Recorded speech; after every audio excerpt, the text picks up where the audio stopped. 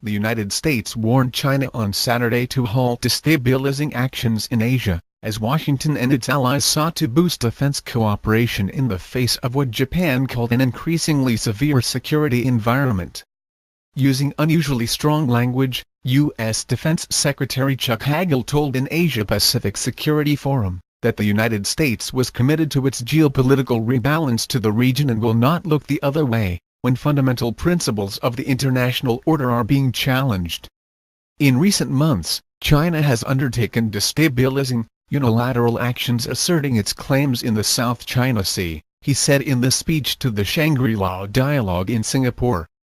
Hagel said the United States took no position on the merits of rival territorial claims in the region, but added, "We firmly oppose any nation's use of intimidation, coercion, or the threat of force to assert these claims."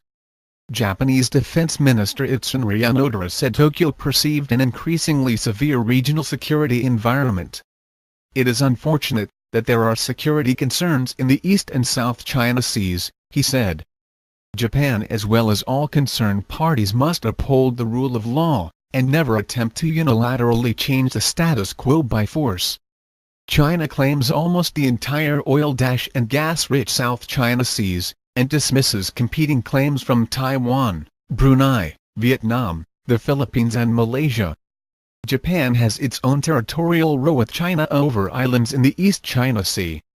Tensions have surged in recent weeks after China placed an oil rig in waters claimed by Vietnam, and the Philippines said Beijing could be building an airstrip on a disputed island.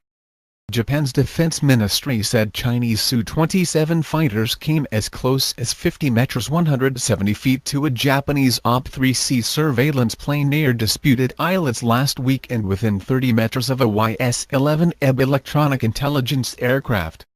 On Friday, Prime Minister Shinzo Abe told the Singapore Forum that Tokyo would offer its utmost support to Southeast Asian countries in their efforts to protect their seas and airspace, as he pitched his plan for Japan to take on a bigger international security role.